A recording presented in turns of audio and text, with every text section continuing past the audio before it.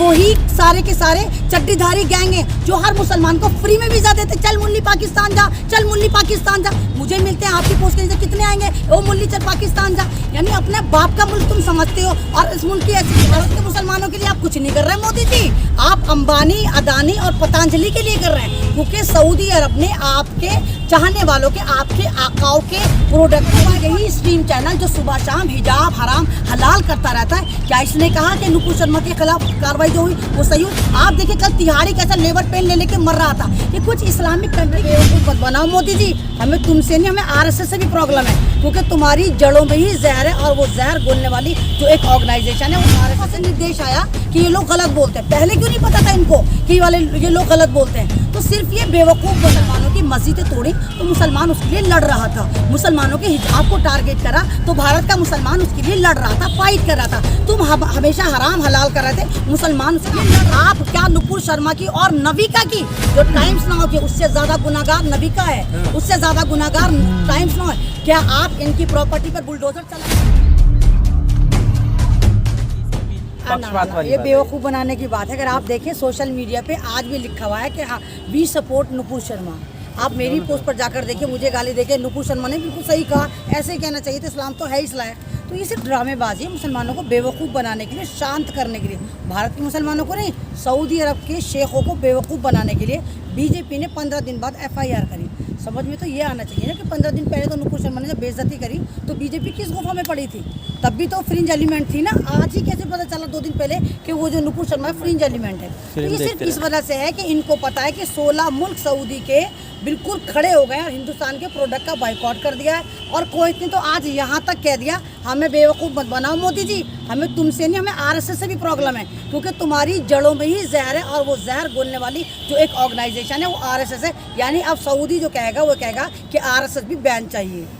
पर देश के लिए तो ये ज़रूरी है ना, जो गलत भाषा का इस्तेमाल करते हैं उन पर कार्रवाई होनी चाहिए और उस पर कर रहे हैं। नहीं, एक बात बताइए, मतलब देश में अगर गलत हुआ, अगर आप आज कत्ल करते हैं और 25 साल बाद आपको आपकी फैमिली कहती है हाँ इसने कत्ल करा, तो ये सही होता है? वैसे तो आपकी नज़र बहुत काम करती है, खासकर दूर की नज़र काम करती है, लेकिन आपकी पार्टी में जो उत्पात मचा रहे हैं, जो गलत बोल रहे हैं, जो इनको प्रोटेक्ट कर रहे हैं, जो स्ट्रीम चैनल पर बैठ के खुद गालियाँ दे रहे हैं और जिनको मोदी जी फॉलो कर रहे हैं। मैं बार बार कह रही हूँ कि मोदी जी एक तरफ तो कह रहे हैं कि नुपुर शर्मा फ्रिंज एलिमेंट है, दूसरी तरफ मोदी जी, अमित शाह, नितिन गडकरी, मोहन भागवत और ऐसे नामचीन लोग नुपुर शर्मा को आज भी फॉलो कर रहे हैं। यानी फ्रिंज एलिमेंट आपकी पार्टी में पहले से क्या कर रहा था आपको पता था। और जिस तरह बीजेपी ने आनंद फानंद 38 लोगों की एक लिस्ट बनाई अपनी पार्टी के अंदर कि ये फ्रिंज एलिमेंट है या कहीं ना कहीं कुछ गलत बोल सकते हैं, तो सवाल ये उठता है अब इनको कहाँ कौन से गुफा से निर्देश आया कि ये लोग गलत बोलते हैं? पहले क्यों नहीं पता था इनको कि ये लोग गलत बोलते हैं? तो सिर्फ ये बेवकूफ़ बना रहे हैं। रही बात भारत के मुसलमानों की, भारत का मुसलमान लगातार इस इशू पे लड़ रहा है और जिस तरह कानपुर में आप देखें कि मुसलमानों के खिलाफ आज भी कार्रवाई हो रही है, जिस तरह उनको तोड़ा फोड़ा जा रहा है, जिस तरह फर्जी FIR बनाकर उनको उठाया जा रहा है, तो भारत के मुसलमानों के लिए आप कुछ नहीं कर रहे हैं मोदी जी। आप अंबानी, अदानी और पतंजलि के लिए कर रहे हैं, क्योंकि सऊदी अरब ने आपके चाहने वालों के, आपके आकाओं के प्रोडक्ट को बाइकआउट करा। और आपको पता है सन 2024 में जो आपको अथाह संपत्ति मिलेगी, यानी आपको इलेक्शन लड़ने के लिए जो काला बाजारी से वाइट बाजारी मिलेगी, आपको पैसा मिलेगा, वो आप और हम तो देंगे नहीं, वो कौन देगा? अंबानी, अदानी, पतंजलि तो देगी। अगर इनके प्रोडक्ट को सऊदी अरब और तमाम गल्फ कंट्री, तमाम मुस्लिम कंट्री, ईरान, मालदीव और अब तो रशिया भी कूद पड़ा है, पाकिस्तान भी कूद पड़ा, बांग्लादेश भी कूद पड़ा, छोटे छोटे से मुल्क कूद पड़े, अगर ये प्रोडक्ट का बाइकआउट करेंगे तो कमर किसकी टूटेगी? अंबानी, अदानी की। तो आकाओं को खुश करने के लिए मोदी जी एक के बाद एक भारी गलती करे जा रहे हैं। पर आप इसका मतलब ये कहना चाह रही हैं कि अभी जो कार्रवाई हो रही है वो देश के लोग इसका विरोध कर रहे हैं, कार्रवाई की मांग कर रहे हैं, इसलिए नहीं हो रही, बल्कि अडानी, अंबानी और उनके बिजनेस को जो उन्हें नुकसान हो गया उसके लिए हुई है ये कार्रवाई। बिल्कुल, मैं लॉजिकल फैक्ट में कह रही हूँ, मैं कोई आपको एक अफवाह में मोदी जी नहीं जुमला फेंक के चली जाऊंगी, मैं फैक्ट बता रही हूँ भाई। आप देखिए जैसे ही सऊदी अरब ने कहा कि हमें आज जो भारत से इत्तलाएं मिल रही हैं और पार्टी वाले जो रसूल पाक को गालियां दे रहे हैं, 8 घंटे के अंदर मोदी जी ने फर्रा पकड़ा दिया कि हाँ देखो हमने इसको पार्टी से निष्कासित कर दिया। तो ये सब ड्रामेबाजी। आप बताइए सऊदी अरब में क्या आपकी परचून की दुकान है? मेरी दुकान है क्या? वहाँ पर तेल चावल हम बेच रहे हैं या अंबानी अदानी बेच रहे हैं? जब इनके प्रोडक्ट का बाइकआउट होगा तो आका नाराज होंगे, आका नाराज होंगे तो बीजेपी जो है वो कूदेगी, क्योंकि ये तमाम के तमाम इन्हीं नफरती एलिमेंट्स पे चल रही, तमाम जो पैसा है वो गलत जगह यूज हो रहा है। आप बताइए, यही स्ट्रीम चैनल जो सुबह शाम हिजाब हराम हलाल करता रहता है, क्या इसने कहा कि नुपुर शर्मा के खिलाफ कार्रवाई जो हुई वो सही हुई? आप देखिए कल तिहाड़ी कैसा लेबर पेन ले लेके मर रहा था। ये कुछ इस्लामिक कंट्री, क्योंकि इनके प्रॉफिट मोहम्मद को गलत करा, समझ में नहीं आता कि ये इतने नाराज क्यों गए। और आज से पहले भी भारत में हम इस तरह की गतिविधियां करते रहे हैं, यानी उसने खुद कबूला कि हम तो मुसलमानों को ऐसी तैसी लगातार मारते चले आ रहे हैं। आज तक तो सऊदी अरब नहीं बोला, इस बार ऐसा क्या हुआ कि सऊदी अरब बोला?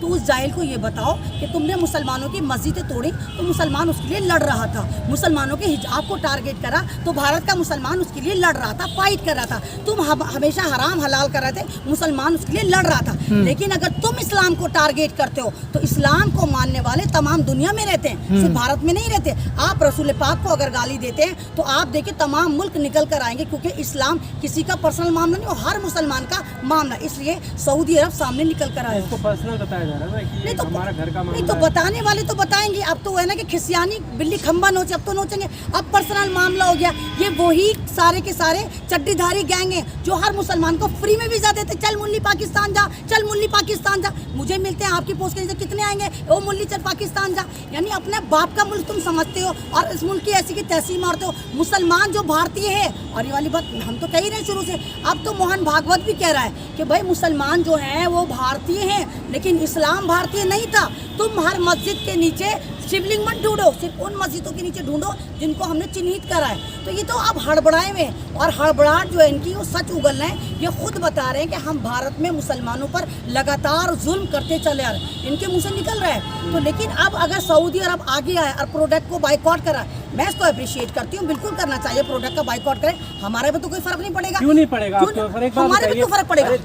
देश में जो टैक्सेस के रूप में राजकोष में पैसा आता है वो देश का ही तो नुकसान होता है। सर हमारे पे कोई फर्क नहीं पड़ता, बिल्कुल नहीं। अगर हमारे आलू को आप सऊदी अरब में जाकर बेचेंगे तो 2 आलू में 2 रुपए पड़ रहा था, वो हम 10 रुपए खरीदते हैं। आज जो महंगाई हुई वो एक्सपोर्ट की वजह से हुई, यानी भारत में आप पूर्ति कर नहीं रहे, बाहर उठा कर बेच रहे हैं। और बाहर अगर बिजनेस वो मुसलमानों की हो और फिर आप उसको बैन कर रहे हो या गरीबों के हो, तो हाँ मैं उसका समर्थन करूंगी कि ऐसा नहीं करना चाहिए। लेकिन अगर अंबानी, अदानी और ये बाबा रामदेव का बिजनेस है तो सऊदी अरब को दबा के बाइकआउट करना चाहिए। पर देश से एक्सपोर्ट चीज हो रही है ना, तो देश के राजकोष में तो पैसा आएगा। राजकोष में नहीं आ रहा, बीजेपी के कोष में आ रहा है। कौन से राज पे पैसा खर्च हो रहा है? कौन सी नौकरियां मिल रही, कौन सी महिलाएं सेफ है, कौन सा किसान सेफ है, कौन सा जवान कैसे, कौन से काम में पैसा खर्च कर रहे हैं? सड़कें देखो, वो नहुसत मारी। बीजेपी ने आज तक कोई एक ऐसी चीज बता दो जो सरकारी डेवलपमेंट कराओ। हाँ सिर्फ नेम चेंज करे, ये गेम चेंजर नहीं है, ये पार्टी सिर्फ नेम चेंजर है। हर मुल्क का नाम, हर सियासत का नाम, हर कंपनी का नाम चेंज करके ये अपने नाम पे करके आपको बेवकूफ़ बना रहे हैं। अच्छा, आपके हिसाब से क्या लगता है, जिस तरह का स्टेटमेंट था,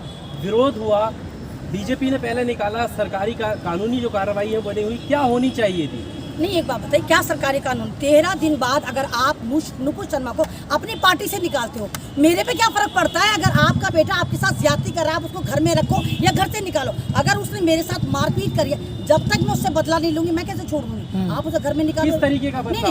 बदला जैसा आपने मुसलमानों की ऐसी तैसी मारी, जैसे मुसलमानों की प्रॉपर्टी पे लगातार जेसीबी चलाई, जिस तरह मुसलमानों की प्रॉपर्टी को आपने ध्वस्त करा, आप क्या नुपुर शर्मा की और नविका की जो टाइम्स नाउ की, उससे ज्यादा गुनाहगार नविका है, उससे ज्यादा गुनाहगार टाइम्स नाउ है। क्या आप इनकी प्रॉपर्टी पर बुलडोजर चलाएंगे? क्या आपने जो कानपुर में एक इनकलाब मचा रखा है, एक जुल्म की इबारत लिख रहे हैं, जिस तरह वहाँ पुलिस अभी तक मुसलमानों के घरों में घुस कर उन पर अत्याचार कर रही है, क्या वो रुकेगा? क्या आप कहेंगे मतलब मुसलमान है तो फौरन जेसीबी चला दो, फौरन उसकी प्रॉपर्टी को ले लो और बाहर पोस्टर लगा दो, ये आतंकवादी है, देशद्रोही है? लेकिन आप ही के पार्टी के अंदर देशद्रोही, आप ही के बकौल फ्रिंज एलिमेंट घुसे में, आप उन पर कार्रवाई नहीं करेंगे?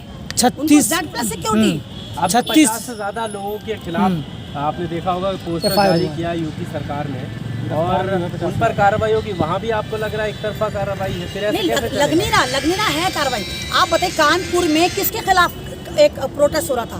कानपुर में नुपुर शर्मा के खिलाफ प्रोटेस्ट पुलिस वाले कर रहे हैं और आरएसएस के भगवा संतरे कर रहे हैं, वो तमाम दुनिया ने देखा। लेकिन एफआईआर किस पर हो रही है? मुसलमान समाज पर। मारा किसको जा रहा है? मुस्लिम समाज पे। अरे 12-12 साल के बच्चे जो गलियों में जा रहे हैं ना, उनको भी पुलिस वाले मार रहे हैं। तो इतने नरभक्षी हो गए कि वर्दी वाले सर्टिफाइड गुंडे बना दिए। किसने बनाए? बीजेपी सरकार ने बनाए। कौन है ये पुलिस वाले? ये संविधान की कसम खा के किसकी सिक्योरिटी के लिए आते हैं? ये जनता की सिक्योरिटी के लिए आते हैं या हमें प्रोटेक्ट करने आते हैं? और ये किसके गुलाम बन गए? ये सरकार के गुलाम, सरकार के वैशी दरिंदे बन गए। जहाँ सरकार के फुटेज निकाले हैं ना, जिनके चेहरे चिन्हित किए गए हैं, वो अपने पास से थोड़ा ना लगा दिए उन्होंने। सर सीसीटीवी से नहीं निकाले, अपना आप ही निकाले, अपना आप ही वीडियो बनाई। और सीसीटीवी की फुटेज मैं आपको बताऊं, मुझसे लेने, मुझसे लीजिए। कितनी ऐसी हैं जहां छतों पे से भगवा बंदर पत्थर फेंक रहे हैं, पुलिस वाले उठा रहे हैं और मुस्लिम समाज की तरफ धे दबा मार रहे हैं।